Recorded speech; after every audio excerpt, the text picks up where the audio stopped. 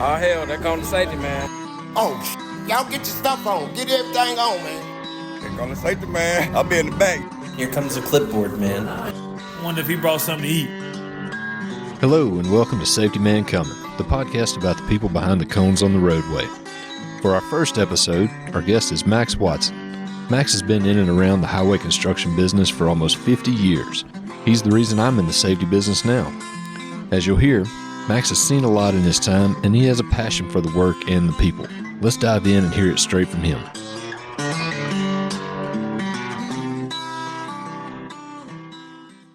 All right, so Max Watson, how are you? How am I? I'm good. Yep. Now, remember, this is not a deposition, right? You can relax a little bit. So, I guess first things first, man. Just tell me kind of where you come from, who you are, and just a little bit of background on who Max Watson is. I'm Max Watson. I'm from Caledonia, Mississippi.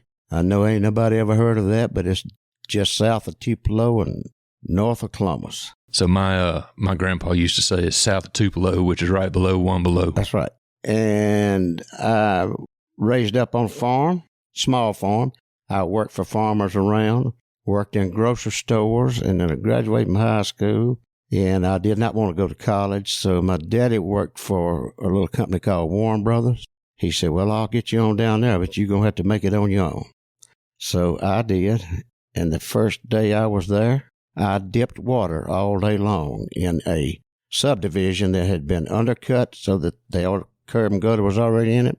And I knew I had a future that night because I was at the very bottom. Yeah, ain't nowhere else to go. That's right. So you didn't want to go to college. Did you have anything else that you had wanted to do or anything like that? Or was it kind of, all right, well, this is where I'm at? I wanted farm. Yeah. But in 73, everything was getting so crazy out of sight. So it was the best thing for me to just try to find a job and do it. And it had been a good company. My daddy worked there for 18, 20 years, and it was a good company. It raised me, so I said I'll just try it too. Well, now, and like we were talking about earlier, I noticed when I drove in here that you did grow up on the other side of the tracks. They didn't hold that against you, did they? No. Well, my daddy was from the same side of the tracks I was. So everything was fine there. So once you got into the construction side, like you said, you started at the very bottom, right? I mean, you're dipping water at the time where dipping water was still a thing. So what made you stick with it? Working outside. Yeah. Enjoyed it. The people. Mm-hmm. You know, it was some really good people there. My daddy had hired a lot of them, and they sort of took me under their wing and took care of me. Now, my boss had some ill feelings at my daddy, I think, and I got a little flack there sometimes, right. But it all worked out good. Yeah. And like I say, I did that worked on the road for 8 or 10 years, and then we did traffic control, got to be a big thing. And I had to get certified in that. And everybody just said, hey, I had a cone boy and all that. But I had a man with the highway department tell me, you're going to be better off than they are right there if you'll just stick to what you're doing. And sure enough, it did end up working out good. I did traffic control for about, I don't know, for the end of those 8 years to about 13 years. And then we had some bad wrecks up here. Mm-hmm. And nobody wanted to take pictures of them. If anything ever happened, I had to go take pictures of wrecks. So then an opening come up in safety, and that's how I got into it.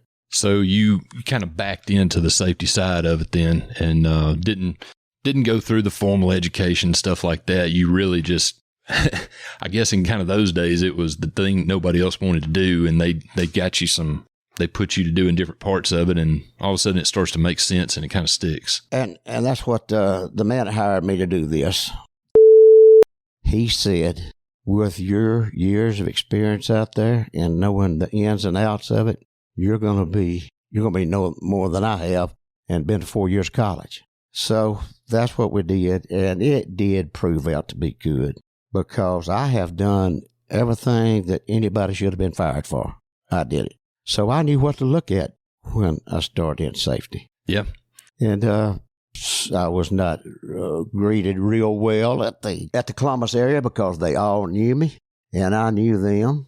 And we tried to get people to go to wearing hard hats. And most of it was compliance, but you had a few of the older old-timers that just, they were not going to do it. So with those people, you just have to try to talk to them and try to reason with them, show them what you're trying to do, that you're trying to do your job. Because one thing I learned on a farm, you treat with people with respect. And you treat people with respect who you're working with every day.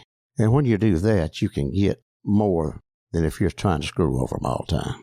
Yeah, to me, that's being in the safety side of it now. That's been the fascinating part of it, right? Is the people side of it, and everybody is different. There's a different way to get through to everybody, and figuring out each person, and what is it going to take? What do I need to do to get through to this person of where we've got some common ground? And that is a talent to do that, because skipping ahead, we was on this thing called a safety action team one time, going around doing these great surveys, and let me shut up about that. But we had a guy that was there that was a safety man, and the Hispanic said, the safety man won't talk to us. And so we was talking to him, why don't you try to talk to him? He said, I don't know Spanish. So I told him, we were in a meeting there, I said, I want you to watch this.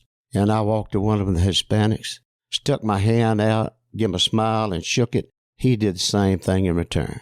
That's your first step. They will help you learn to teach them what they need to do, and they even teach you a little Spanish on the side. But you've got to communicate with them. You can't just ignore people. Yep. They're part of the team, and no one person can do this job. Yeah, that's exactly right. And that's, to me, that, like I said, that's been the part that's been fascinating is learning more and more how to find that common ground with people and how to relate whatever their life experience is to what we're doing now, so they can better understand why we're trying to do it like we're doing it. And so that's always been fascinating to me to see when you're doing this. How do you go through getting people who don't directly work for you, right? They don't report to you. How do you get them doing what you need them to do? That's right. None of them directly work for you. And again, it's just communication. Coming out of the job, bringing them some drinks, bringing them cold water, seeing what they need, trying to help them.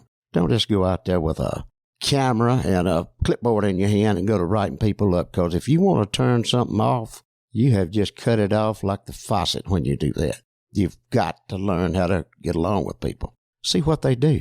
Because if you've never done this job, which I was fortunate, I did it out there for 13 years. But if you just come out of college and go out here, you don't know jack squat what these people are doing. You've got to learn it.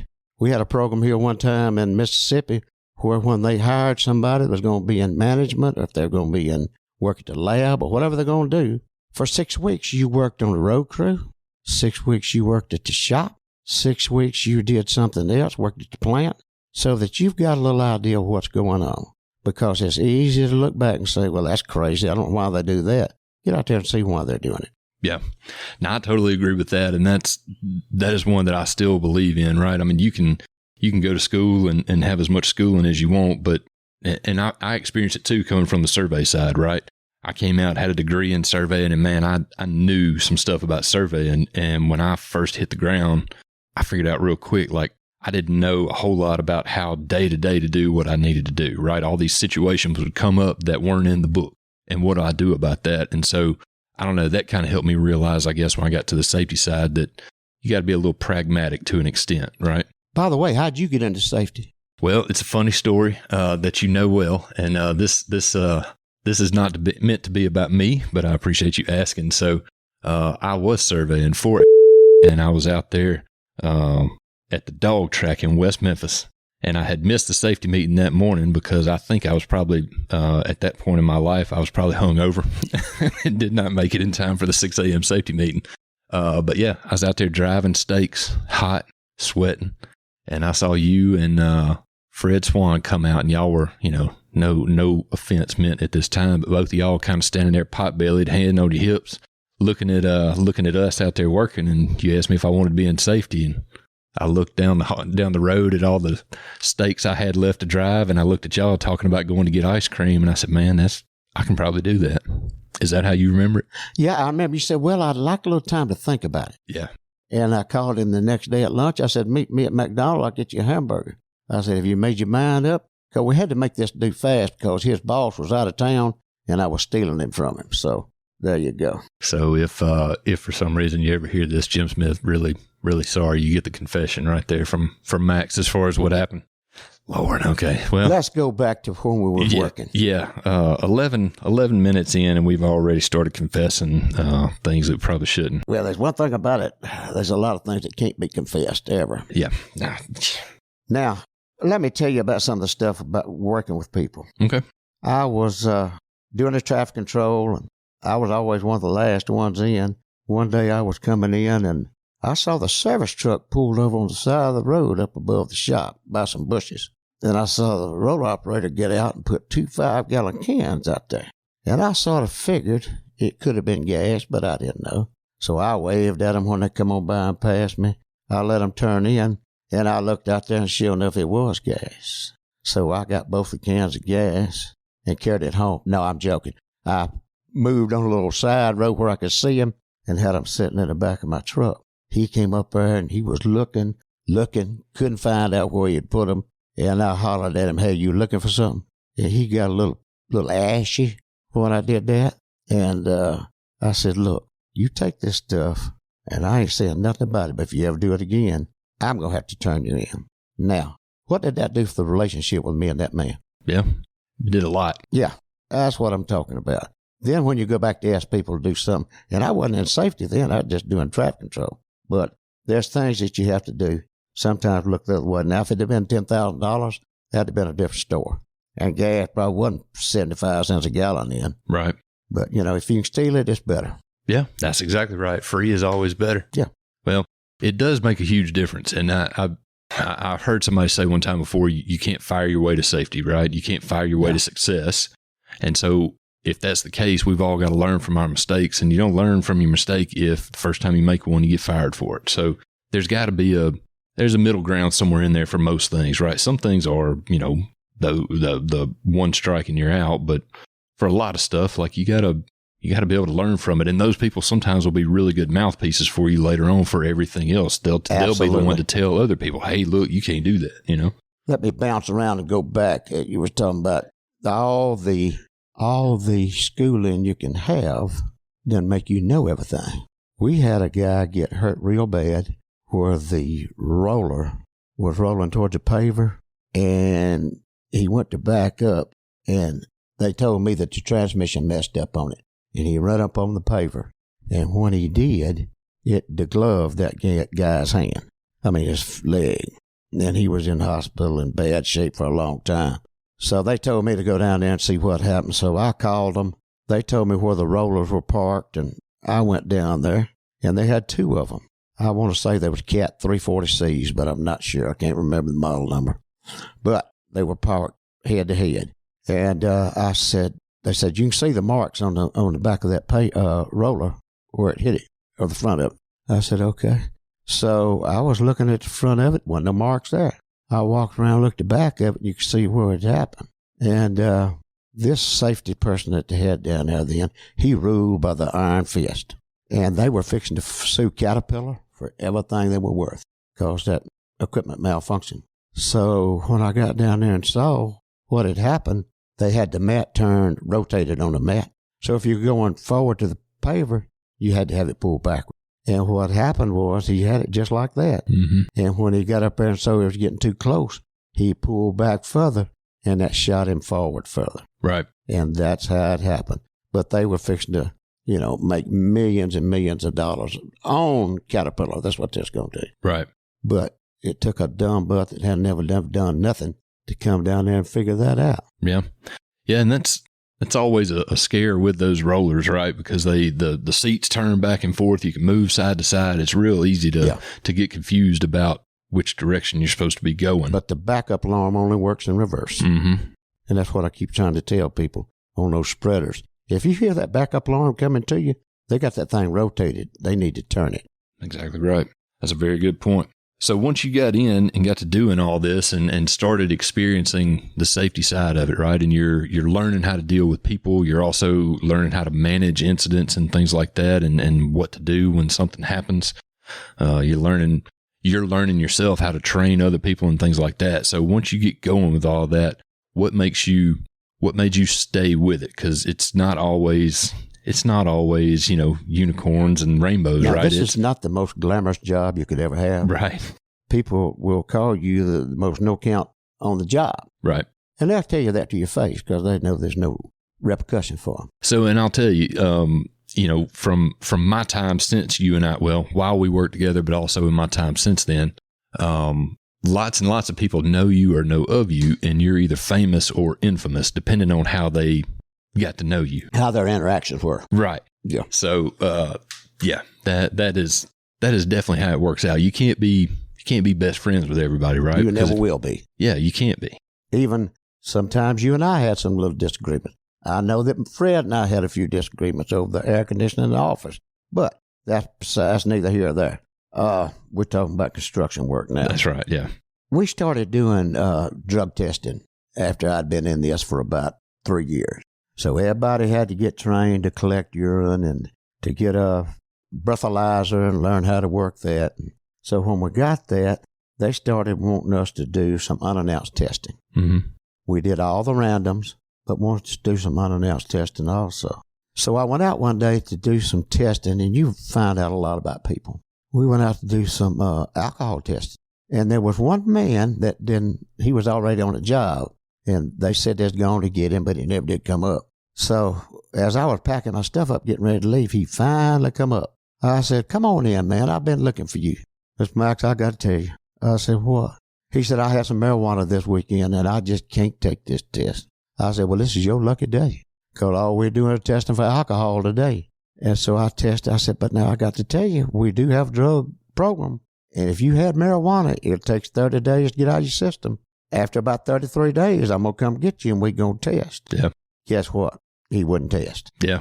He wouldn't test. So I tell you, it is hard when we had several people test positive for cocaine. Mm-hmm. Go through the employee assistance program, do good for about 8 weeks, 10 weeks, slip up again.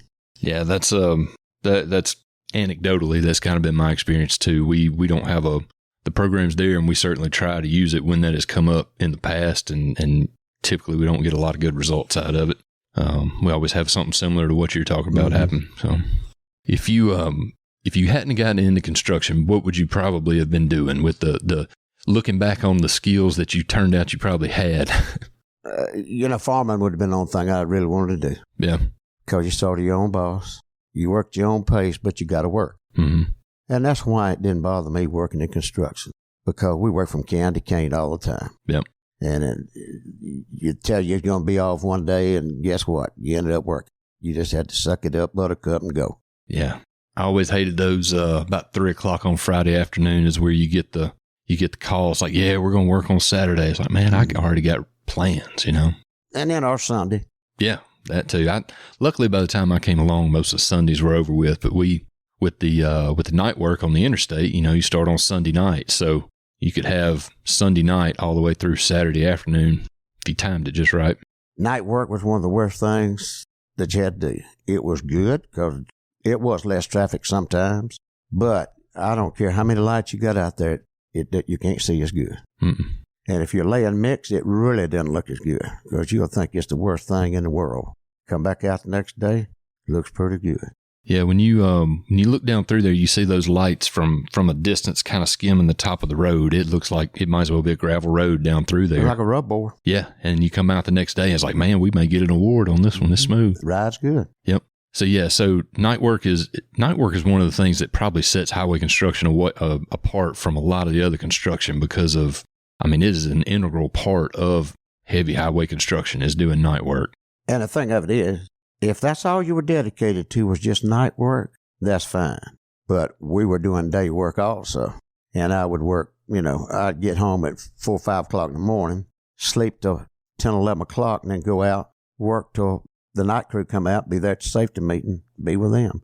It was a lot of sleepless nights. Mm-hmm. But again, I did it because I enjoyed it. Yeah. That interstate work, the good thing was when they could close off one side and you could work on it. Mm-hmm. But then you always had that trials and tribulations of trucks getting into your job site, wrecks happening on the job, on the other lanes. It was something all the time. Yep. And talking about wrecks, you can see some terrible things out there, and you just might as well get ready for it. if you're a new person starting out. The worst wreck I was seen was on Highway 25 in Starkville.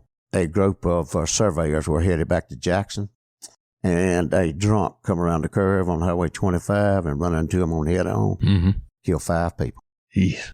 Threw the baby out of the car, up against a tree, knocked his clothes off of it. Yeah.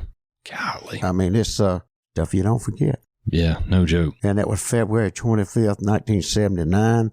The reason I remember that because of my first year anniversary of my first marriage. Yeah. Yeah, that some of those things do stick with you, man. That's for sure. I mean, there's some dates that you remember, and yeah, those I don't know. You're the one that told me, you sometimes you got to laugh to keep from crying, and safety is one of those for sure. I mean, you have those funny moments and all those kind of funny things that happen. That's kind of how this whole idea that I had started, was a lot of those funny things we've seen. But you have to have that to offset some of the things that keep you up at night, or some of the things you don't ever forget and things like that. Just like laugh to keep from crying. We had a foreman one time that had a EEOC claim brought against him because he was having a little relations with a girl out on the job, and then she wanted him to stop. He kept coming by her house and doing all this stuff, so they filed a claim on it. So went to the claim, got everything settled on it, and he asked this gentleman, he said, well, why'd you do that? He said, I'm just a man. And that we laughed at that, but later on that proved to be so true. Yeah. Because I have gotten some situations myself where I was just a man. Now, again, this is not a deposition, and you're not required to confess anything you don't want to. No, I haven't told you nothing I didn't want to. And I appreciate that. That's probably important. That's good for all of us. Yeah, I'm going to have to figure out some legal disclaimers to go at the end of this thing, I can tell. See, this is why I got you on the first one, because I knew it was going to help me figure out the pitfalls I was going to need to make sure I could clean up. So I appreciate that. Yeah, you're going to have some cleaning. Whew, ain't no joke. So, all right. Well, I figured when I asked you what else you would be doing besides, safety, I figured you would tell me something about being a highway patrolman. Weren't you going to do that at one time? That was after I was working with I'd been here for several years, and I just got sick of it. Some of the things that was going on, I was tired of it. And I did get accepted in the Highway Patrol School. They had 600 applicants and took 56 people, and I was one of them. I was there 12, 13 weeks. I can't remember now. But I got my knees hurt. They was giving me cortisone in them. They said, if you keep on, you're going to get permanent damage. So got out of that. But that's one of the best things I ever did, because I met a lot of people all over the state of Mississippi that was in Highway Patrol. And it sure is nice to know somebody when you're out on a job and need some help. Yep. You can call them and get them to send you some people out there. Worked out good. Yeah. Knowing somebody with some blue lights. Yeah, but I would have got killed, I'm sure, for different reasons if I'd been a highway patrolman. Yep. I probably not had that best personality at that time. Yep. And then some of the people I'd been talking to might have got me in trouble, too. Probably so. But that's neither here nor there. Right. Didn't happen. Well, so one of the things that seems to be, especially for highway construction, that is, I don't know, as far as a safety person goes, it's kind of your stock in trade. Like when we see other safety people, the things that we trade back and forth, there's two things primarily. One is good places that we found to eat, right? And the other is good places that we found to go to the restroom. Because those, when you're on the road in some random places that highway construction takes place, it can be really hard to find those two things. Yeah. So, do you remember any in particular, or have you got any now that are good road food places? Oh, yeah. I know all the good chicken places. There's one up there right outside of Nettleton on the right. If you're headed north, that's some fine chicken that you go in, get it out, get back in your truck. Right. And as far as a place going to the bathroom, if I just had to do the quick one, I'd just pull off on the side of the road and do it right there. Mississippi born and raised. Yeah, you ain't got nothing else to do. But chicken barbecue, Fred Swan told us the best barbecue place in Memphis. Yeah, that's exactly right. Mm-hmm. So Leonard's, that's what it was. I think Leonard's closed. Yeah, I heard that. That's one thing that I've noticed too. I started making a list a couple of years ago, and looking back at it recently, a bunch of those places are closed now. And I don't know if that is something that I'm doing to them subconsciously. I don't know if I have that power to where when I come there and eat, that's like the kiss of death. I don't know if that's the case. I think COVID was the biggest thing. Okay, well, we'll go with that then. Yeah, because There's a couple in an area of Alabama that I cover now that I like, and just in the 2.5 years that I've been going down there, some of those places are closed already. So, yeah, it's been rough. Maybe you need to buy a little bit more. Well, I don't know if I need to buy a little bit more or maybe just don't go to some place. You know, I don't know. That's the one I feel like you could write a travel log about, is good road food places when you're working, and then good places to use the restroom. Yep. If I was going to Greenville, it was Exxon Station there on top of the hill at Winona. Mm-hmm. Get you something good to eat there, go to the bathroom there, get on the road. I went to Greenville one day. I had some random drug tests to do. And I did one of them on a gentleman, and we were getting flu shots there that morning. No, he was clowning when he got his shot. Name was, I don't guess I need to say his name, does I would not. Yeah, I don't think it's necessary. Well, anyway, he, it was a very prominent name. Mm-hmm. You would know it. Oh, okay. And he did his drug test. 3 days later, I get a call, says positive cocaine. So I go back over there, and I said, Person. y'all have got to get him off the job. Well, when there's something like that, nobody wants to do that. Well, we're fixing to go to Letton. Could you go over there and get him for us? Mm-hmm. Sure. So I went over there, got him. I said, come on, you need to go with me, get your lunchbox. He said, what's wrong? I said, I hate to tell you this, you tested positive cocaine. No, ain't no way. He said, I've been to the dentist, and that was Novocaine. That was Novocaine. I said, well, I don't know if they're in the same family, but I'll tell you what you do. You get your dentist to write me a documentation on that it is and fax it to me. And I said, I'll send it to the medical review officer and see what they say. So I brought him back in. He got out of the car, went on his merry way, and then I get a call the next day from the office telling me, you need to call Greenville Police Department. They want to talk to you. So I called over, I told them who I was. They said, was you with this gentleman day before yesterday? I said, yeah. I was with him. I said, I picked him up off a job, positive cocaine, and dropped him off, and he was going to the dentist to get me something from the doctor saying it was Novocaine instead of cocaine. And he never did show back up. And he said, well, he robbed a Pepsi-Cola truck that day, and he was using you for an alibi. I said, well, we didn't rob no Pepsi-Cola trucks while we was together. Yeah. So he did that on his own. I'm more of a Coca-Cola fan, sir. So it's, it's just something all the time. We had one, it's been several years ago now, and accident, lucky somebody didn't get killed, but took the guy and drug tested him afterwards, from post-accident. And he tested positive for cocaine and for meth. And so he called back, afterwards, after they let him go and all that. And he was just, there's no way, there ain't no way that I would never do meth. And it's like, that, what about the coke? Right? It's like, I understand what you're saying about the meth, but what about the coke? I don't hear you say anything about that. So I don't know, man. You hear some of the wildest things, especially when it comes to the drug test and stuff. Yeah, they can tell you some nice stories. Yeah.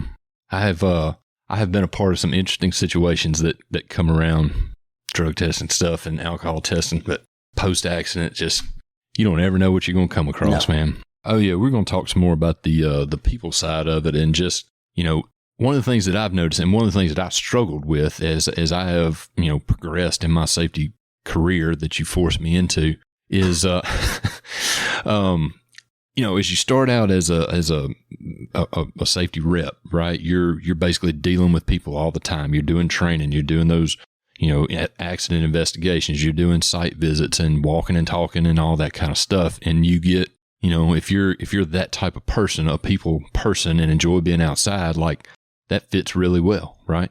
And as you make your way up to maybe like a safety manager for a single company, you're still doing some of that, but your tasks start to become a little more administrative, right? And maybe you got a rep or two that are working for you. And, next step up from that, maybe you're a regional type manager, over several companies, and you got managers like you used to be. And so progressively, you're working your way further and further away from the people that are doing the work. And to me, that's one that I struggle with, because the job that I have may dictate that I am more administrative, right? I'm there to be a resource, but for a smaller group of people to do the job that I used to do. And so that's one that I struggle with, because you see it with other people in other, in operations and things like that. The further they get away, they start to kind of forget they're not making any money. Those people out there working are the ones making the money. and those are the people you should be talking to. So, any You're thoughts exactly on that? right. And doing the training, that's a good way to learn people. Ask them about their family. If you can talk to somebody and make them feel like they're important, and the next time I see you a week and a half later, hey, Willie, how Billy Bob doing? Just stuff like that. And I was just saying that as an example. Yep. But that makes a difference. And training is one of the best ways you can do it. Mm-hmm. Safety meetings. I think you can vouch for this. I never read a safety meeting. Nope. I did not get up there and read that thing verbatim what it was about. I looked over it before we got up there, and I got up there and I started talking about it. And one thing you can do, you can ask a certain man, hey, how do you do lockout tag out at your plant? Put them on the spot. Mm-hmm. Make them talk. A lot of people's uncomfortable talking. You can talk to the rake man, talk about him. What's your dangers on the job? What's your hazards when we're talking about those things? Get those people involved. They don't care about hearing you. Yeah. But if they feel like they're part of it, it makes a difference. Mm-hmm. So I used to do that, and I'll always get the boss to get up and, if he wants to say anything, get him to do it. But it's always good to get those people involved, and that's one of the best ways you can. And as you said, get out there on that job. For anybody that's just getting in this, you'll learn more about a crew first thing of the morning or when they're getting off the road late at night. Yep. You'll learn the two things that they're doing then that could get them in trouble or get somebody killed. Yep. So I do stress that to you. Nobody wants to get up at 4 o'clock and go to work, but these people are having to. Mm-hmm. And as you just said a while ago, you're a resource for them. You got to be there for them. So you can learn something. And then that evening, when tempers flare and, everybody's done had a hard day, be there to watch it. Making sure they're parking 30 feet off the road. And you know what? Sometimes they will. Guess what? Sometimes they won't. But when you let a car hit a vehicle or a piece of equipment that's left out there on the road that wasn't that 30 feet barrier, you're opening yourself up to a lawsuit. Yep. And that's why it's so important that we have to check to make sure temporary striping is correct. If they're using tape's supposed to be 4 foot long, 40 foot apart. I guarantee you, if you get one that's 2 foot long and closer than 100 foot together, you're going to be doing good. Yeah. But you've got to bring it to somebody's attention. Well, you don't know how much your stuff costs. Don't make no difference. If you don't want to do that, get your paint truck out there and do it. Because these are the kinds of things that can get us. We had a job on 41 out from Oklahoma. 2 college students were killed, a Jeep rollover. And what he tried to say is in that detour that he got confused because there was 10 foot of white sideline missing. And somebody with the highway department had took a can of paint and painted over that when we went by there. So there was something there, but it wasn't enough. But we were sued for millions and millions of dollars. The prime contractor did not do any investigation on it. I had the only thing, and I went back the night afterwards, found out what time the wreck happened, called and got to see what the weather conditions were that night, started that night, and went right down through the job site just like they was, showing every sign, reading out what it was, type B flashing lights, and you could see them a mile away. Yeah. But those are things you got to do to protect the company. Mm-hmm. And if you don't do them, nobody else does them. They can kill you to the cleaners. Yeah. And these things, they will. Yep. Ain't no joke, man. That's one that more and more people are starting to realize, I think, is that, it's something that we were doing at this point, 12, 15 years ago, but driving through and video and traffic control and things like that, having not just maybe a pencil whipped report, but an actual video of this is what was there that day. And read those signs. Yeah, read the signs out, because we sure didn't have real good resolution on the camera back then, but even now it's still hard to tell. So reading that out makes a whole lot of difference. So, yeah. How many times have you had to sit in a deposition? Probably 12, 15. Yeah. None of them are fun, are they? There's things you have to do. You've got to think outside the box sometimes, trying to defend the company. Yeah. But what you don't want to do is lie. Yeah. Always tell the truth, because it's not worth it. Had a guy get killed one time, and had some people try to get me to doctor the report, saying that wasn't no alcohol involved. Mm-hmm. And this guy was .36. Ooh. Yeah, he burned up in the truck. He was he was drunk. Yeah. And I told him, no, I can't do that. I said, we can't, 2 or 3 of us tell a lie. I said, so I'm just going to send everything to you and let you do it. Well, about 5 minutes later, I got a call. Just go ahead and turn it in. Yeah. I ain't going to jail for anybody. Folk will hang you out to dry, Mm-hmm. even though they are your friends. Yep. There's something about money, isn't it? It really is. I mean, you get that incentive, that bonus at the end of the year, or you come by and see me in the penitentiary, whatever you want to do. Mm-hmm. Yeah. That's one I'm actually surprised, but that still exists in some places where you've got the incentive that's based on strictly the incident rate, and that's you have an accident, somebody cuts a finger off on, or breaks a finger, right? I mean, all they're going to do if you go, they're not going to do anything other than put a splint on it, right? So it'd be real easy just to, let's just forget about that because nobody's getting a bonus. And it's December 15th and I got Christmas presents on the way. Yeah, trust me, I forgot about worse than that, but that's neither here nor there. I'm just giving you an example. Yeah. I'm not saying it's the worst one. I could give you some examples too. I We're bet. going to stop right there. Yeah, I think that's I'm going fair. to stutter and it's getting close to me now. Yeah, I know. I can tell all of a sudden you turn into Mel Tillis over there. This if I don't end up in the penitentiary for this, then we may do it You're again not going to sometime. end the penitentiary. Yeah. Let me go back to you again. Hey, go for it. Talked about those years experience out there on the job. We used to pour curb mix by hand, asphalt curb mix. Mm-hmm. And they had to run that stuff about 450 degrees to do it. And we would get up in the truck and shovel that down into the curb machine. Be two of you in there at a time. Yeah. Now, you had to get some pallets or something up there to stand on, but still you'd have to end up getting in that mix. Mm-hmm. I'm telling you, that would work. Yeah. Now, when you've done that yourself and you see somebody else up there doing the same type job, or they're not doing that now. I mean, everything's modernized, but that's when you feel for those folks, and that's when you're there to help them. Mm-hmm. You don't take a damn pen and paper out there and go writing somebody up. You just don't do it. Young safety people, learn everything you can. Sometimes you learn more by just watching than you can anything. Mm-hmm. Training, I trained an old gal that worked for me. Her name was, and we did safety meetings every Monday morning. Greenville, Corinth, Tupelo, or Columbus. Every Monday morning. And she had been going around and doing these for about a year. I said, you got to start doing these safety meetings. Okay, well, I just can't talk in front of people. So the first time I was going to get her to do it, she said, I've got the cramps. I'm sorry. It's that time of the month. I said, okay, I'll do it. The next Monday morning, still having the cramp. The next Monday morning, same thing. So the fourth Monday morning, I said, you either going to bleed to death or get up here and talk in front of these folks. And I got in my truck and left. And she had to do it. And sometimes that's what it takes. You just got to make somebody do it. Right. Put them on the spot, get them up there to do it. It was hard for her to talk. But 6 months later, she could talk to anybody. And, women in safety, she probably had a better rapport with a lot of the people than I did. Yeah. Because everybody say I'm rough and gruff and all that. Like you said, I was an inspiration or what? No, I said you were either famous or infamous. Yeah, that's right. But anyway, there's a lot. She could deal with the EMSHA inspectors a lot better than I could. Yeah. And train people. Let them know everything you know. People are afraid it's going to take their job. You know what?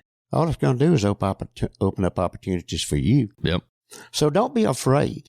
When I was learning how to run asphalt paver, man had been doing it 40 years when he was an alcoholic. But he knew more about a paver than anybody. But when he saw I was catching on, he shut that off. Yeah. Quit doing anything, then you learned it on your own. And those pavers, guys, you got up and walked around to the front to change gears on the transmission. Oh, yeah. You didn't sit there and flip a little button where you're at and have these nice big seats. We had one seat that you had to move to both sides. Sometimes they just stand up on the other side, keep them having to move it. Right. But things have changed. Equipment's better. Processors are better. And we've got good people, but it's got to take care of them. Yep. Try to hang on to them. That's right. Don't be afraid to teach them something and show them something. And no, exactly. You'd much rather whoever you work for, figure out all these people have learned how to do the job from you. That's probably going to make you look pretty good, And when you go out as a safety man, one of the first things you do is just start looking. Drive through, make sure those signs are up. And I used to always just get out of my car and just act like old country boy, didn't know nothing, putting his vest and his hard hat on. But the whole time I was surveying what was going on. Yep. And then when you get up there, you after you've talked to them a little bit, hey, why'd you do that a while ago? Mm-hmm. You're right there by the traffic. Don't do that. and talk to people, but you've got to get the respect. Yep. Yeah. That's one of the things I have picked up by the time I get out of the truck and get hard hat and vest on. I've pretty much seen what I needed to see already. I already know what I need to address when I get up there. And so, you get in there and, hey, how's it going? And this and that. As long as it's not like a dire emergency, you start talking to everybody and get a little laugh going here and there and be like, hey, let me ask y'all about this. What are we doing over there? So it makes it a whole lot easier. It's so easy when you're going up, just not be paying attention. You got backup alarms you got to be looking for. Mm-hmm. Slow moving vehicle signs, oil leaks and stuff on the rollers. Yep. You can't have that. It's going to run the mix out there. Mm-hmm. So there's a lot for you to look at, especially if you know what to look at. Yep. But take that time to learn. And don't come out here thinking you know everything. You'll learn something every day if you let yourself. Amen to that. Yeah, that, and it's kind of like with accident investigation stuff. And this is one that I didn't pick up on for a long time. Right there where it happened is not where the view is, right? You're going to miss a lot being right there where it happened. If you get back, and it's just like you're saying, getting out of the truck, and watching, or as you drive through watching, you can see so much more from looking back at a different angle and looking at it and seeing everything versus being right there where it is and where it's going on. Where those 5 people got killed, I was up there helping them get the people out and helping do all this all around the car and didn't see anything. The next day in the newspaper, it showed a whiskey bottle laying right there by that car. Yep. I never once saw it. Yep. So you brought up a great point there.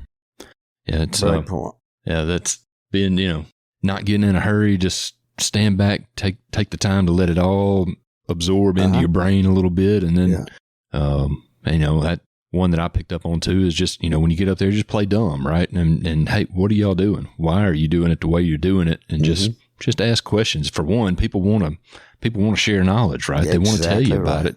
But for two, you make them pick up, if we've got some things we need to correct based on what they tell you they're doing. Now, if you make a friend out of that foreman, you're going to get a lot further than if he's against you. Yeah. Because he's against you. All the men's going to be too, because they can't be buddies with you and be against you. Yep. Whatever's important to him is going to be important to them. That's right. Yep. That's where you gotta be part-time politician. You gotta be taking out the trash and, kissing babies and handing out lollipops and running for mayor or running for archbishop or whatever it is you may be, right. whatever you may be trying to do. So, yeah. And you're talking about this, what I enjoyed the most? River. When we had a quarry up at Missouri and we had 2 river boats going up and down.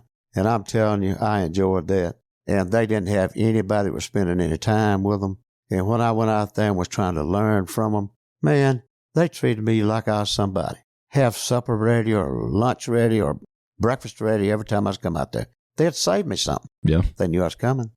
But good bunch of people out there 30 days and off 2 weeks. That's tough life. It sure is. That's a tough life. That's tough living for sure. Going up and down the river and, yeah. But see some beautiful sights. I bet. You see it the way nobody else does. Kind of like when you take a train trip, you see parts of the country nobody ever sees. Yep. That's You're right. Yeah, I never got to do the river thing. Went out on the boat a couple of times, when it was there and we were unloading or loading, but that was as far as I ever got to go. So, but it was always cool stuff, man. Yeah. That and rail is another one. I mean, you can't grow up in America, I guess, and not be fascinated with trains or whatever. Maybe that's just me. I mean, you grew up. I'm on the wrong side of the tracks. Yeah, you're on the wrong side of the tracks, right beside them. But that's another one that I've never had anything to do with really is any rail stuff, and that's another one that fascinates me. It's just like everything else. It's dangerous. Yeah. If you let your guard down. Mm-hmm. Processes are there for a reason, and they need to be followed. But when you take a shortcut, it could be your last cut. That's right. Especially when it comes to trains, man. Like the only place they go is up and down the tracks, right? Yep. You get in there messing around, it's a good way to get caught. Yeah. I think that's it, man. Is there anything else? All right, I'll call you and let you know if it is. Yeah, I appreciate that. I'll have my people get to your people. Yeah, do that, please. Man, I sure appreciate it. And that was 2 hours, and my rate's $150 an hour. Yeah, just, yeah, I'll get it. Special thanks to Max Watson for being our first guest. He's been a great mentor and friend to me for over a decade at this point, so he was a natural choice for the first guest. If you've enjoyed this episode, do me a favor and tell someone about it. Like, subscribe, leave a review, tweet about it, all the things every podcast asks you to do. This is my first attempt at a podcast, so if you have constructive criticism or suggestions for guests, you can email those to safetymancoming@gmail.com. There's no G at the end of Safety Man Coming. Otherwise, find us on the social medias. Now, if you've listened this far, you definitely deserve something for hearing me say fascinating too many times. Each episode, I'll tell you about a road food place I've come across in my travels. For the first episode, that place is Tacos and Papas in Monrovia, California. Now, I know what you're thinking. How in the world is that road food from, like, the South? Well, this place was so good it had to be first. It's also the only place on my list that is in Cali. They had amazing tacos and churros. Seriously, one of the best places I've been for just choosing something off Google Maps. So there you go. First episode down. Thanks again to our guest, Max Watson. Join us next time as we introduce you to another person behind the cones on Safety Man Coming.